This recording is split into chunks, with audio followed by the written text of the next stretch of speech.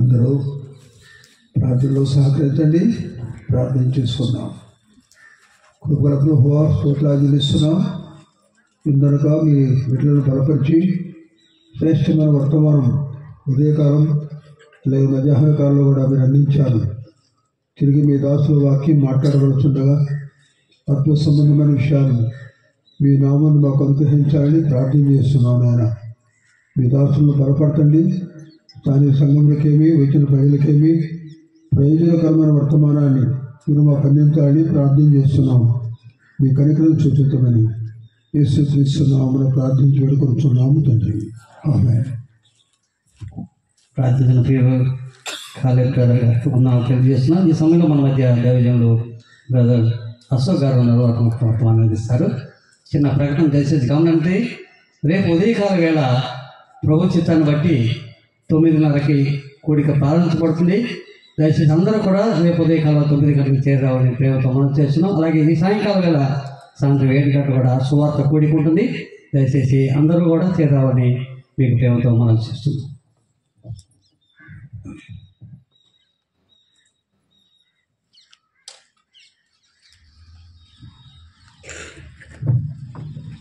ప్రభునందు ప్రియమైన సహోదరులారా,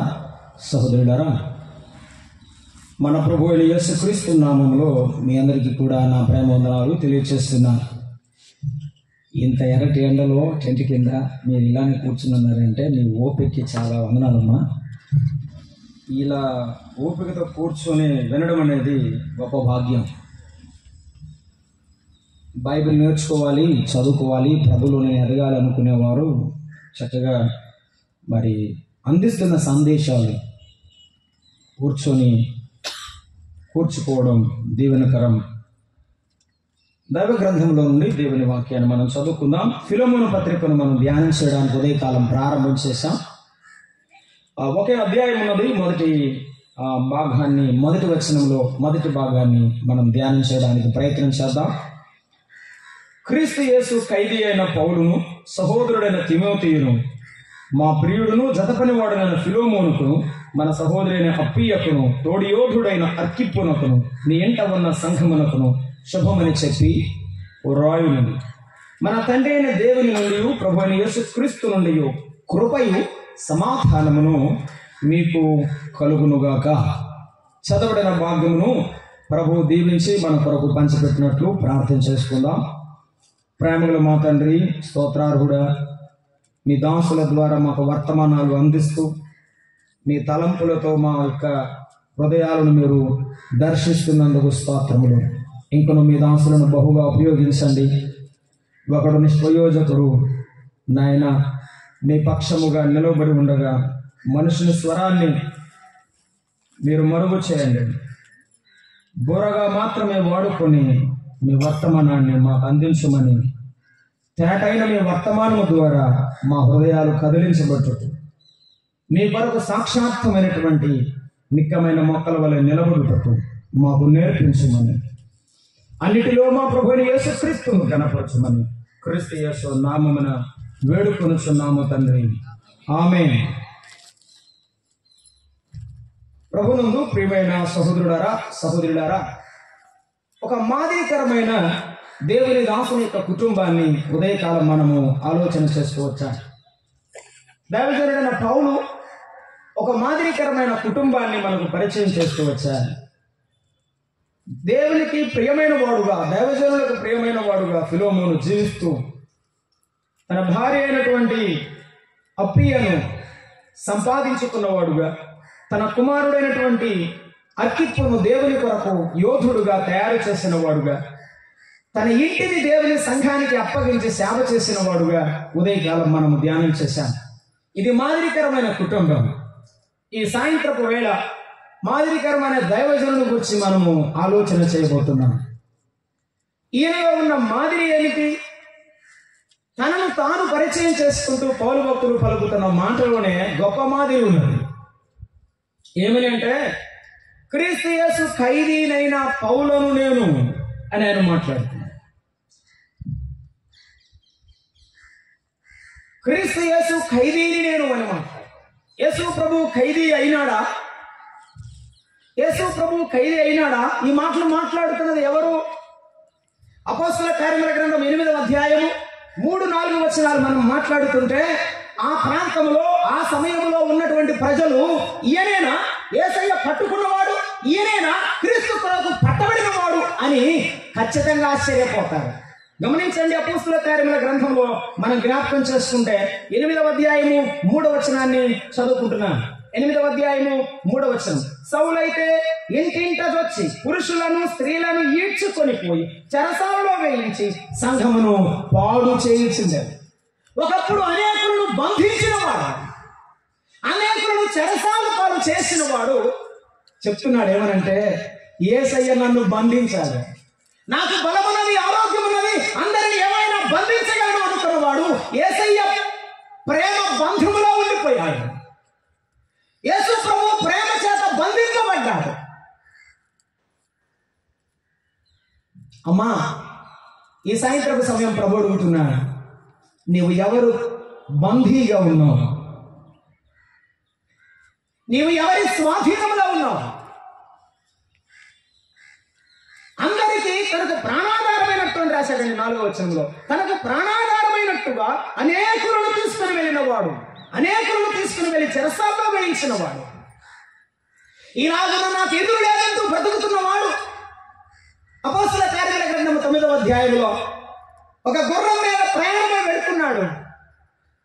చెరసాలకు కావలసినటువంటి లేకపోతే బంధించడానికి కావలసిన తాకీదులను తీసుకొని ఆ ఎర్రని ఎండవేడి వేళ ఎండను లెక్క చేయకుండా, ప్రజలకు భయపడకుండా, తనకున్న అధికారాన్ని ఉపయోగించడానికి, అనేకులను హింసించడానికి బయలుదేరుతున్న వారితో దేవుని స్వరం ఇలా మాట్లాడుతూ ఉంది, సౌలా సౌలా.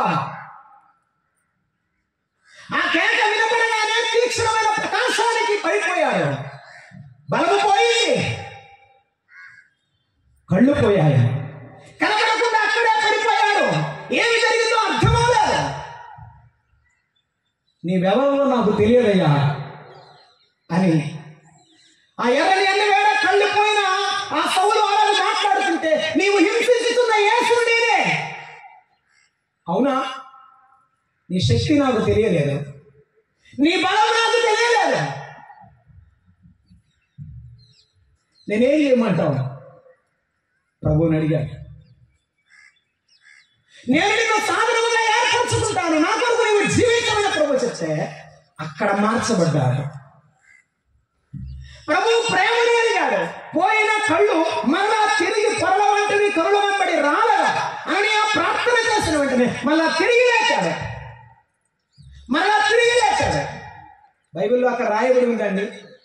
ప్రభు అన్నాడు, ప్రభువుతో అననీయ అన్నాడు, అయ్యా నువ్వేమో సౌలు దగ్గరికి వెళ్ళమన్నావు, నేను చాలాసార్లు ఆయన కూర్చు విన్నాను, ఆయన చాలా ప్రమాదకరమైన వాడు, పర్వాలేదు నువ్వు వెళ్ళు. మరి నేను ఎలా గుర్తుపెట్టమంటావంటే, ప్రభు అన్నాడు, ఇదిగో అతడు ప్రార్థన చేయిస్తున్నాడు. ఎవరైతే మోకాళ్ళ మీద ఉండి ఏడుస్తున్నాడో అతడే సౌలు, వెళ్ళు. కన్నీళ్ళతో ఏం ప్రార్థన చేశాడు అని బైబిల్ చదివేటప్పుడు నేను ప్రభుని అడుగుతున్నాను. నేను అనేకులను బంధించి ఈడ్చుకొని వచ్చాను, నీ ప్రేమ తెలియక, నీవింత గొప్ప శక్తి గల దేవుడు అని తెలియక. ఈ మధ్యాహ్నం వేళ నేను అర్థం చేసుకున్నాను, ప్రభువా నన్ను క్షమించవా, ఈ కళ్ళు మళ్ళా తిరిగి రప్పించవా. ప్రభు సన్నిధిలో కన్నీటితో అడుగుతుండగా ఆ ప్రభు నేను నిన్ను ఏర్పరచుకొని ఉన్నాను అనే మాట విని ఉదయం తిరిగింది. నీ బిడ్డను హింసిస్తా ఉంటే నీవు నన్ను ఏర్పాటు చేస్తున్నావా? నీ బిడ్డను హింసిస్తా ఉంటే ఇంకా నన్ను ప్రేమిస్తున్నావా?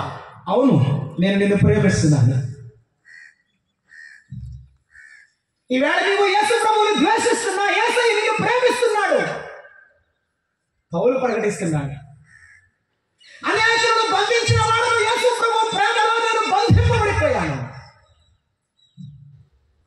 బంధించబడిన వాడు. ఒక మాట అంటున్నాడు రోమాపత్రిక 8వ అధ్యాయం 37వ వచనంలో. 8వ అధ్యాయం 37వ వచనం చదువుతారా? రోమాపత్రిక 8:37లో ఎంతవరకు వెళ్ళిపోయాడు అంటే, ఎంతవరకు దేవుని కొరకు తెగించడానికి ముందుకు వెళ్ళాడంటే 8వ అధ్యాయము 37వ వచనాన్ని మనం చదువుకుంటున్నాం. ప్రేమించిన వాని ద్వారా మనము వీటన్నిటిలో అత్యధిక విజయము పొందుచున్నాము అన్నాడు. అయ్యా 35 చదువుతారా? 35. క్రీస్తు ప్రేమ నుండి మనలను ఎడబాపు వాడెవడు? శ్రమ అయినా, బాధ అయినా, హింస అయినా, కరువైన, వస్త్రహీనతైన, ఉపద్రవమైన, ఖడ్గమైన మనలను ఎడబాపునా? నన్ను నుండి నా దేవుని ప్రేమ నుండి ఎడబాపేవాడు, వేరుపరిచేవాడు లేనే లేదు. అందరు ముఖం చూసి, సౌలు ముఖం చూసి, అది ఈ దగ్గరికి ఎందుకు మనం పోయేదని ఎవరు పోలా, ఎవరు రాలా. నేను మారాను, యేసయ్యను నమ్ముకున్నాను అంటే ఎవరు నమ్మలా. కానీ నమ్ముకున్న యేసయ్యను విడిచిపెట్టకుండా తార్సుకు మళ్ళా తిరిగి వెళ్ళిపోయాడు. తర్వాత బర్నబా కనుగొని తీసుకుని వచ్చి సంఘానికి పరిచయం చేశాడు. కానీ నమ్ముకున్న తర్వాత ఒక దుర్మార్గుడు మారాడంటే, ఒక చెరసాలలో అనేకులను బంధించడానికి ఇష్టపడ్డవాడు, హింస చేసిన వాడు, క్రూరమైన వాడు మారాడంటే ఎవరు నమ్మలేదు. ఒకవేళ నిన్ను నమ్మకపోవచ్చు, ఎవరు నిన్ను చేరలేకపోవచ్చు, కానీ యేసయ్య నిన్ను నమ్ముతున్నాడు, ప్రేమిస్తున్నాడు. అందుకే మాట్లాడుతున్నాడు.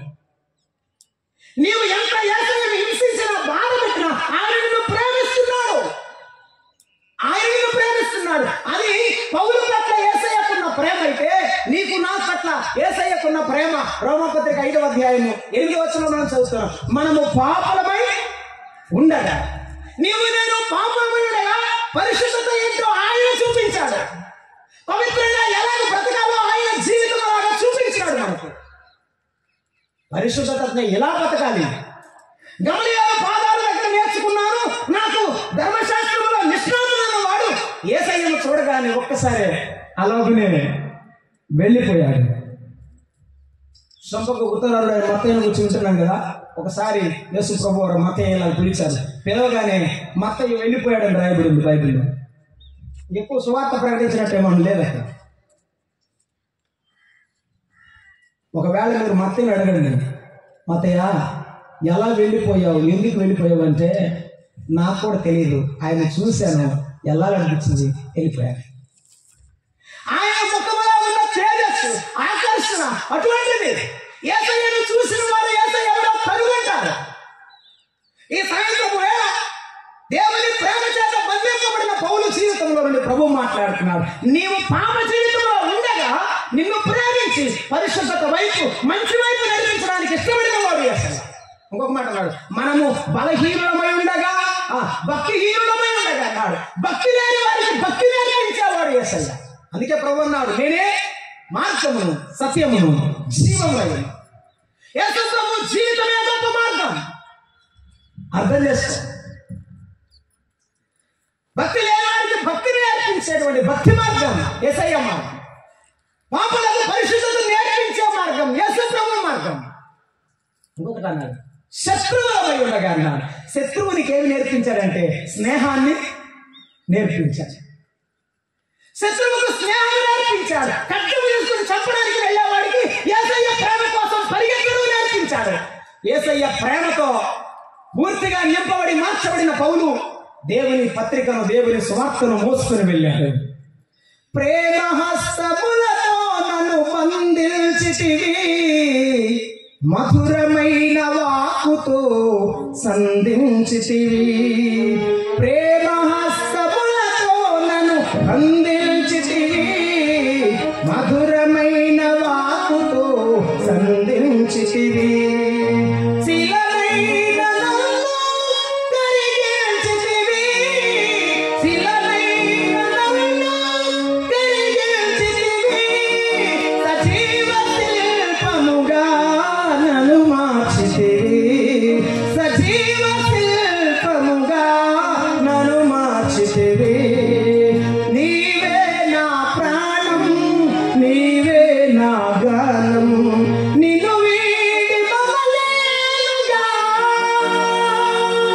ప్రభు యేసు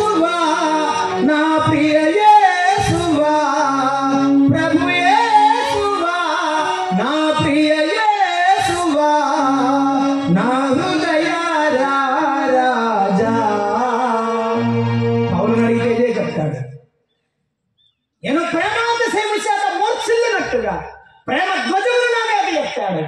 అందరూ నమ్మకపోయినా, అందరూ వెలివేసినట్లు చూసిరా, అందరూ చీదరించుకున్నా, శత్రువులైన నన్ను ప్రేమించిన ఆయన ప్రేమకు నేను ఏమి ఇవ్వగలను? నేను ఏమి ఇవ్వలేని వాడను. అందుకే ఆయన ప్రేమ చేత బంధింపబడ్డాను. ఈ శరీరం ఆయన కొరకు, ఈ జీవితం ఆయన కొరకు అన్నట్టుగా ఆయన చేత బంధింపబడి ఉన్నాడు. యేసు ప్రభు బంధంలో ఉన్నావా? యేసు ప్రభు బాంధవ్యంలో ఉన్నావా? లోకంలో ఉన్నావా? సినిమా పాడబడుతుంటే నవ్వుతున్నావా? అయితే చచ్చిపోయావు ఆత్మీయంగా. యేసు ప్రభు ప్రేమ నీలో లేదు. పౌలు పాపం చేస్తే అసహ్యించుకుంటాడు, భక్తుడు అయితే అసహ్యించుకో. నేను దేవుని ప్రేమ చేత బంధించబడి ఉన్నాను అని చెప్తున్నాను. ఇంకొక మాట ఏం తెలుసా? క్రీస్తు యేసుకు ఖైదీ అయ్యాడు, క్రీస్తు సువార్త కొరకు కూడా ఏమయ్యాడు? ఖైదీ అయ్యాడు. ఎఫెసులో అత్తిమీ దేవత ఉండగా సువార్త ప్రకటిస్తుంటే పట్టుకొని చాలా దెబ్బలు కొడతాం. ఉదయకాలం విన్నాం, ఫిలిపి పట్టణంలో చెరసాల్లో వేసి బండ వేస్తే చాలా దెబ్బలు కొట్టారు. చెరసాలు కొత్త కాదు, తిట్టించుకోవడం కొత్త కాదు, కొట్టించుకోవడం కొత్త కాదు. యేసు ప్రభువుని మరవలేదు. నాకేం జరిగినా యేసయ్యను విడిచిపెట్టలేదు. నా జీవితంలో ఏమైనా జరగని నా ప్రభువు తప్ప నాకు జీవితంలో నాకు ఏమి అవసరం లేదు. బ్రతుకుతావే బ్రతుకు.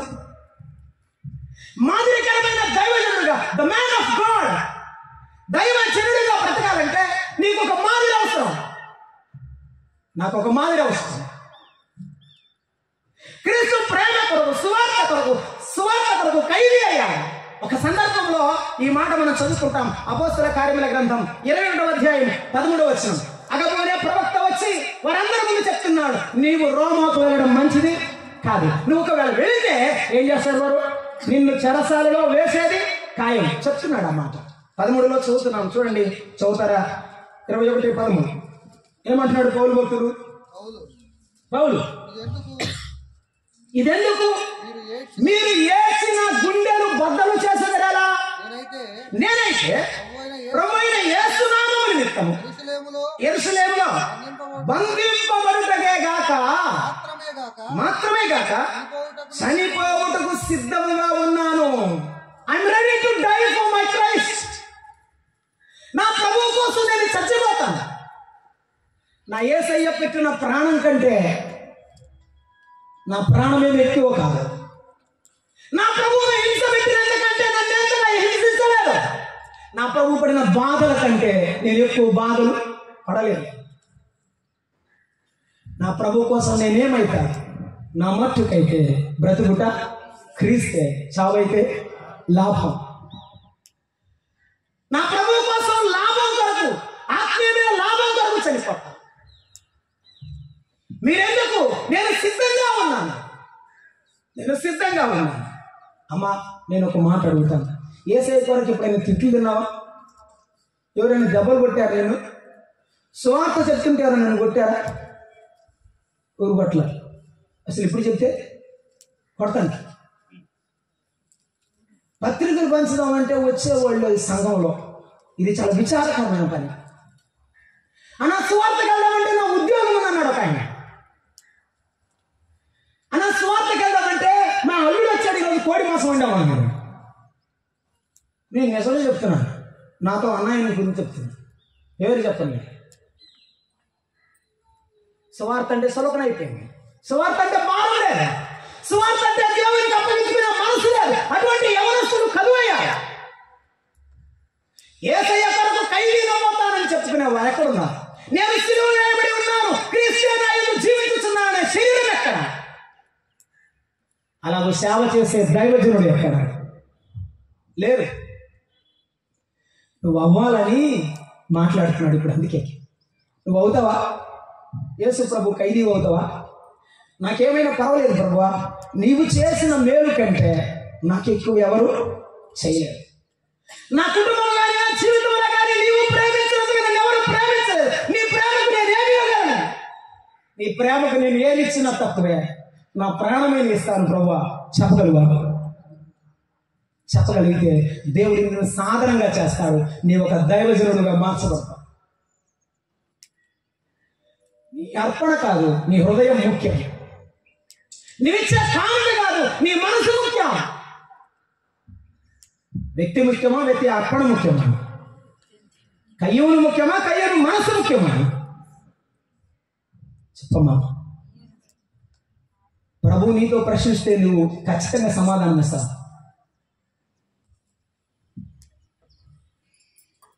నువ్వు దేవునికి అర్పణ ఇవ్వాలని వెళ్తా ఉంటే దారిలోకి వెళ్ళాక యేసయ్య అన్నాడు, రే నా జీవితం ఆపి నీకేమైనా ఎవరి మీద విరోధం ఉందేమో అది ఆడ పెట్టి అడిగికి రాపో అన్నాడు.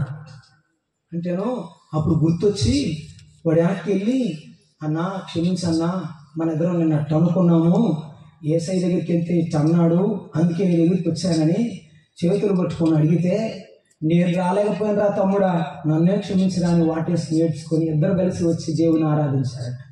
ఆ దినాలు ఎప్పుడు వస్తాయో ఎట్టొస్తాయో మనకు అంగాల్లో మనకు తెలియడం లేదు. పంతం, పగ, ద్వేషం, కలహం, మత్సరంతో నిండిపోయింది.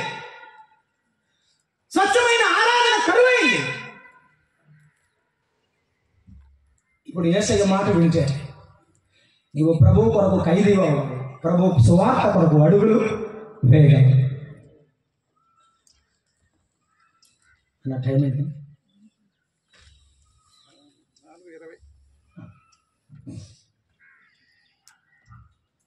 ఫిలిప్పీ పత్రిక రండి. పౌలు భక్తుడు క్రీస్తు కొరకు ఖైదీ అయినాడు. 2 క్రీస్తు సువార్త కొరకు ఖైదీ అయినాడు. మనము ప్రభువు యొక్క ప్రేమకు ఖైదీలుగా మార్చబడాలి. ఆయన ప్రేమాతిశయముతో మనము ప్రభు సువార్తను ప్రకటించాలి. ఫిలెమోనుకు రాసినటువంటి పత్రికలో మనము 3వ వచనం చదువుకున్నాం. మన తండ్రి అయిన దేవుని నుండి ప్రభువైన యేసుక్రీస్తు కృప నుండి కృపయు సమాధానము మీకు కలుగునుగాక.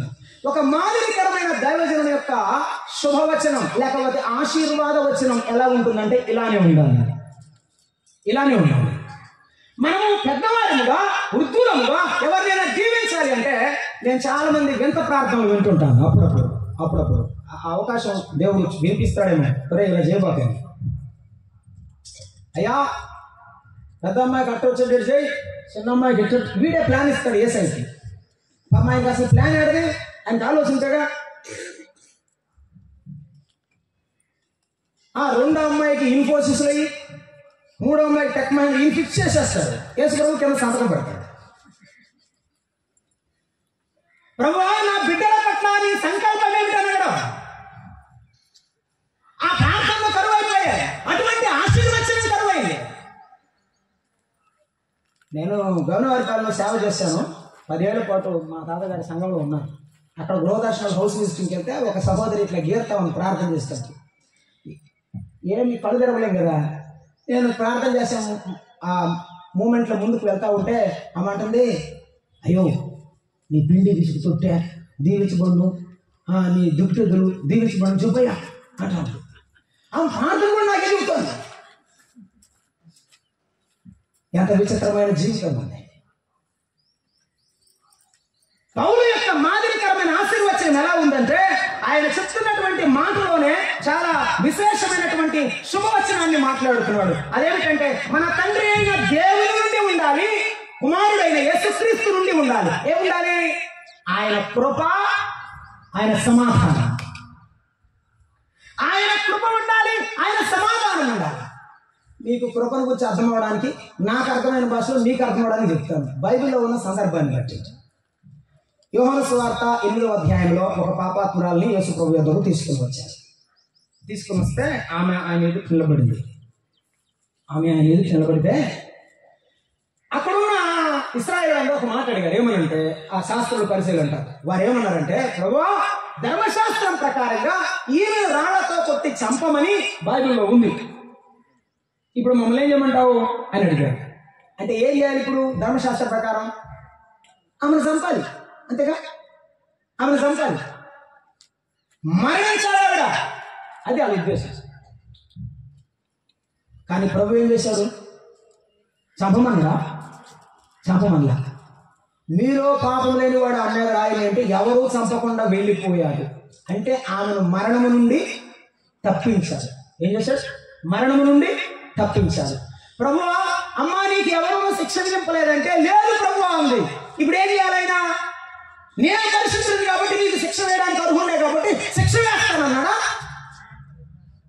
క్షమించాను పొమ్మన్నాడా? నేను నీకు శిక్ష విధించను, నిన్ను క్షమించానమ్మా అన్నాడు. మరణం నుండి తప్పించాడు, శిక్ష విధించకుండా పంపించాడు. ఆమెను అలా చేశాడు. కానీ మళ్ళీ అన్నాడు, యేసు ప్రభువునందు విశ్వాసం ఉంచితే పరలోక రాజ్యం కూడా ఇచ్చానని చెప్పాడు. అదే దైవజనులు చదివించారు. ఫిలిప్పీ పత్రిక 4:21 మన పౌరస్థితి పరలోకమందు ఉన్నది. కృప అంటే ఏమిటంటే, మనము పొందవలసిన శిక్షను పొందకుండా తప్పించి, క్షమించి, ప్రేమించి, అర్హత లేని దానిని అందరం ఎక్కించి ఇవ్వడం. చూడండి,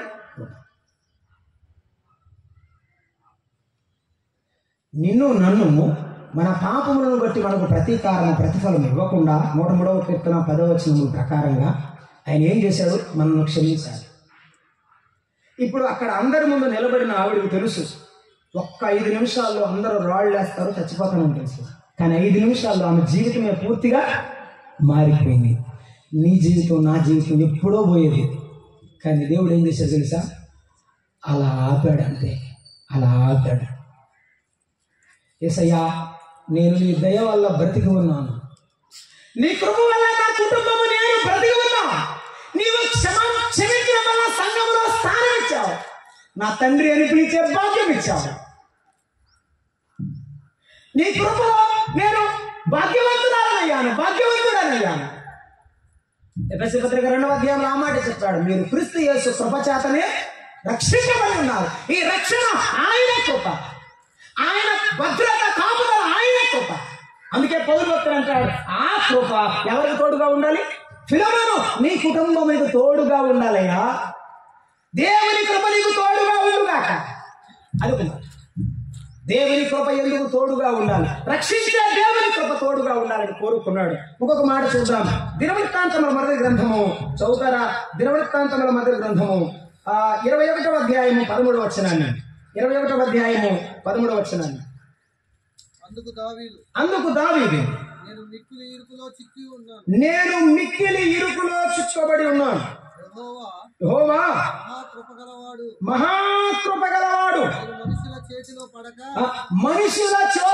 పడక ఆయన చేతిలో పడినట్లు పడుదురుగాక. చూసారా, ఆయన మహాకృప గలవాడు. ఆయన కృప ఎటువంటిదంటే, జనాల చేతిలో నిన్ను నన్ను పెట్టడం, జనాలకు అప్పగించడం. ఒక మాట చెప్తా, మన ఇంటి పక్క వాడు మనల్ని ఏం చేస్తారు?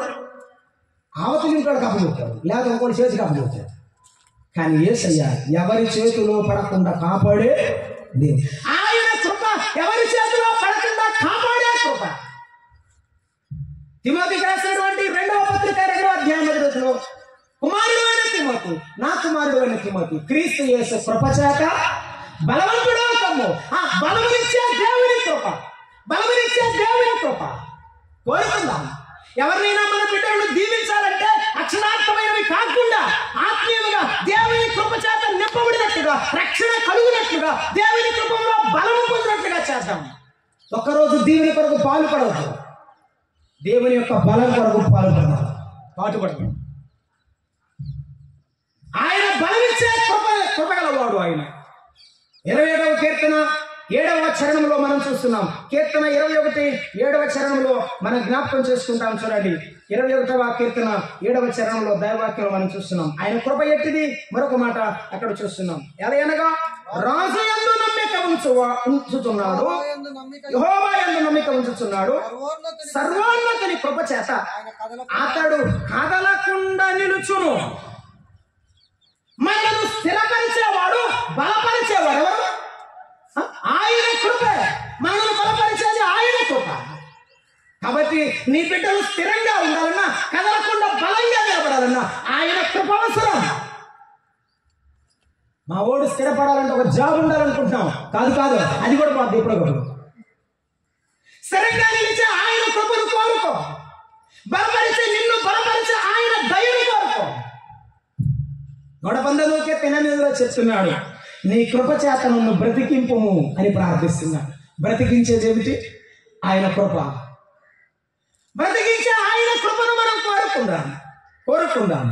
రత్న నిబంధనలో ఒక మాట చూసి మనం ముందుకు సాగిపోతున్నాము. మొదటి కొరింథీ పత్రిక 15వ అధ్యాయము 10వ వచనాన్ని చదువుకున్నాము. కాబట్టి మనము లోక సంబంధమైన ఆశీర్వాద వచనాలు పలకకుండా దేవుని సన్నిధిలో ఆత్మీయమైన ఆయన కృపను మనం కోరుకుందాం. అయినను నేనేమై ఉన్నాను కృపను కోరుకుంటూ ఏమనాలి?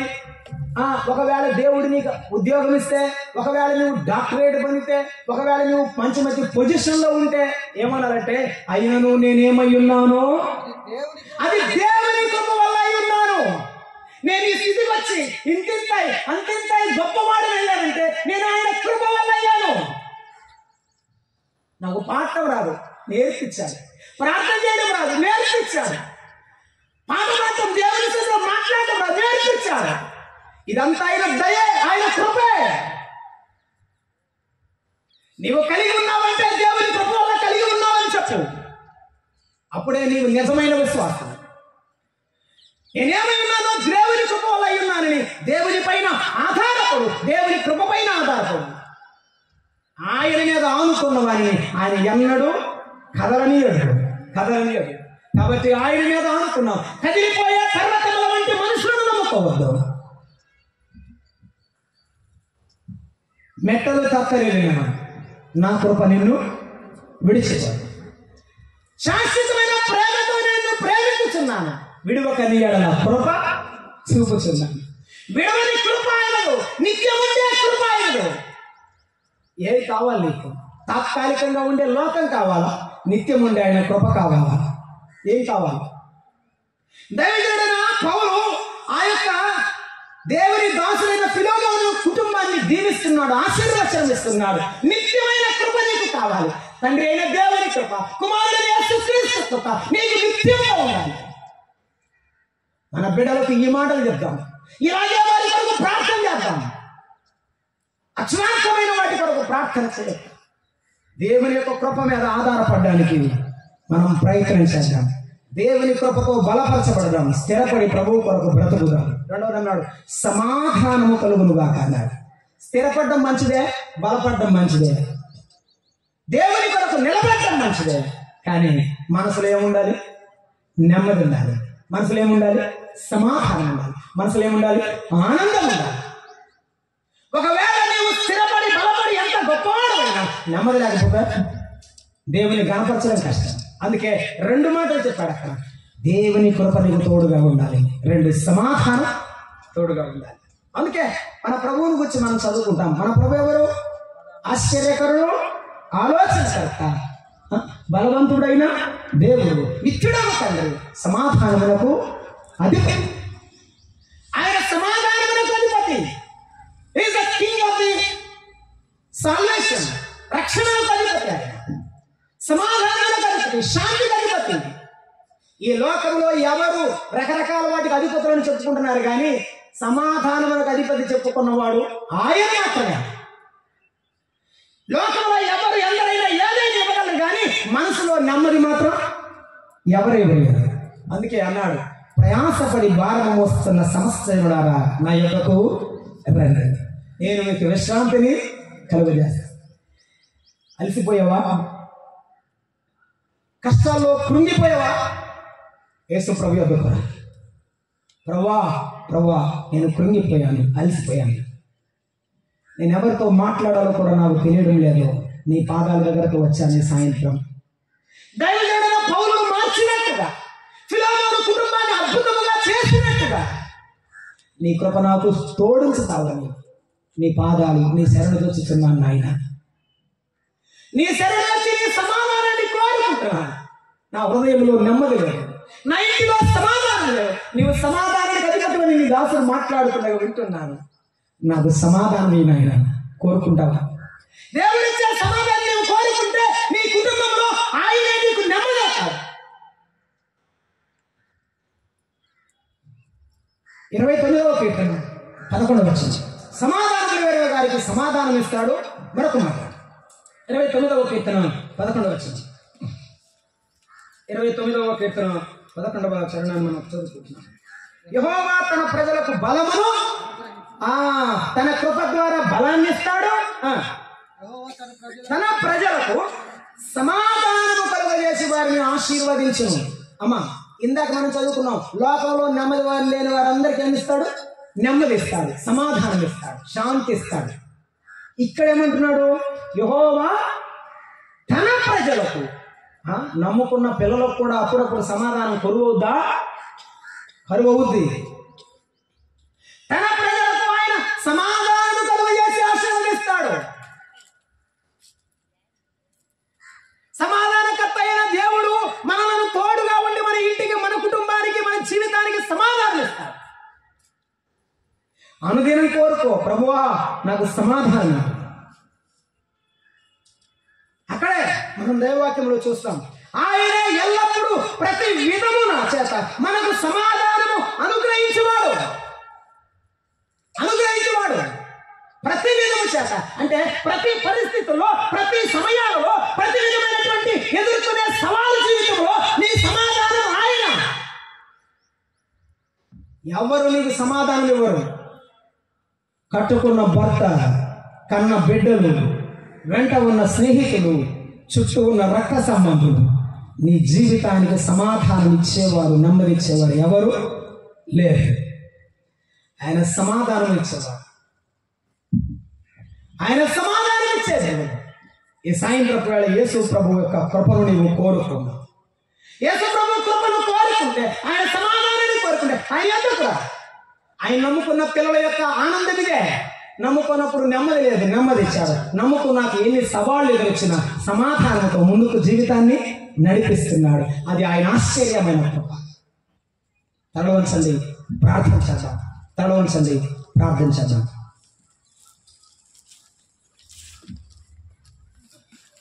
అమ్మా, అయ్యా, మాదిరికరమైన ఫిలోమోను కుటుంబ జీవితాన్ని, మాదిరికరమైన దైవజనుని లేఖనంలో నుండి మనం చూస్తూ ఉండగా ప్రభు కొరకు అలాగూ మనం జీవించాలని ప్రభు ఇష్టపడుతున్నాడు. అయితే నీవు నీ బిడ్డలను దీవించిన, నీ సంఘ బిడ్డలను మీరు ఆశీర్వదించాలని కోరుకున్న మనసారా దేవుని కృపకు అప్పగించండి, దేవుని సమాధానానికి అప్పగించండి. ఒకవేళ కూర్చున్న నీలో ఇంకా మారు మనసు లేకపోతే, పశ్చాత్తాపం, పాపక్షమాపణ లేకపోతే, ఇప్పుడైనా మనుషుల వైపు చూడకుండా, అయ్యా అయ్యా నేను నెమ్మది లేని దాన్ని, నా జీవితం ఇప్పటికే దెబ్బతిరిగిపోయింది, నేను నిన్ను నమ్ముకుంటానయ్యా, నా జీవితాన్ని మార్చమని అడుగుతావా? నీ ఎదుటి నిలబడిన వాడు సర్వశక్తుడైన యేసుక్రీస్తు ప్రభు. ఆయన అంటున్నాడు, కుమారి నేను నిన్ను కనికరిస్తాను. వాళ్ళు రాళ్ళెక్కి నిన్ను చంపాలనుకున్నారు కానీ నేను నిన్ను ప్రేమించానని ప్రభు చెప్తున్నాడు. నిన్ను ప్రేమించిన యేసయ్యను విడిచిపెట్టి వెళ్ళిపోతే నష్టపోతావు. నమ్ముకోకుండా విడిచిపెడితే ఒకప్పుడు రొమ్మలు గుద్దుకొనచ్చు ఏడుస్తావు. ఆయన రాకముందే మారు మనసుతుంది.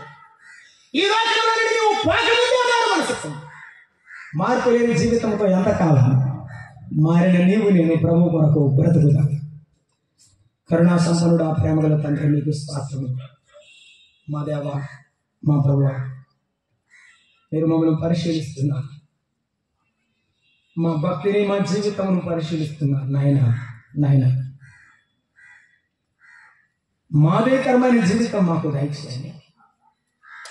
మా సంఘ బిడ్డలందరినీ ప్రేమించే మనస్సు దేవుని దాసులుగా మాకు దయచేయండి. మీ కృపకు సమాధానమునకు ప్రతి బిడ్డను అప్పగించే కృపను మాకు దయచేయండి. ఈ చిన్న మందులో నమ్మని వారికి మారు మనసు, పాప క్షమాపణ అనుగ్రహించు. మీ బలిష్టమైన హస్తాలకు మమ్మలను, ఇక్కడున్న స్థానిక సంఘాలను చేరువచ్చిన బిడ్డలందరినీ కూడా అప్పగించుకుంటాం. యేసు ప్రభువు నామమున ప్రార్థన చేసి వేడుకుంటున్నాము తండ్రి, ఆమేన్. ప్రేమతో వాక్యం ఆలకించిన మీ అందరికీ ప్రభు పేర యేసు ప్రభు నామమున అందరికీ ఉన్నారు. ప్రకటన విని మనం సెలవు తీసుకున్నాం.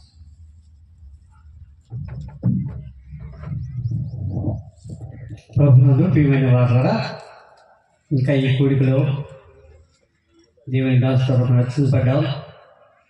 ఇక సమాధానం లేదా, శాంతి లేదా? సమాధానం లేకుండా, శాంతి లేకుండా మీ జీవితాలు సాగిపోతున్నాయా? ప్రభువారు ప్రయాసపడి భారం వస్తున్న సమస్తమైన జనులారా, నా యొద్దకు రండి, నేను మీకు విశ్రాంతి కలుగు చేస్తున్నాను.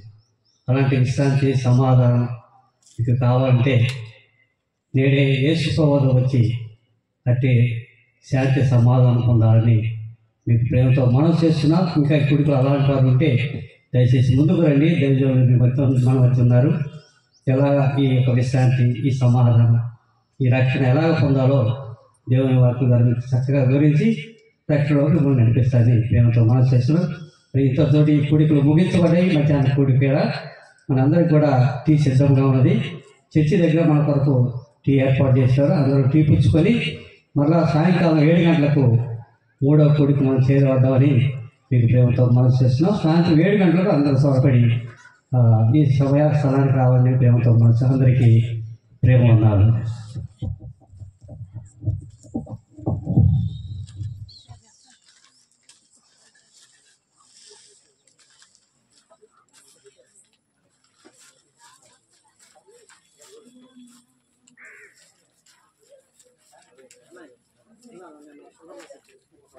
Right.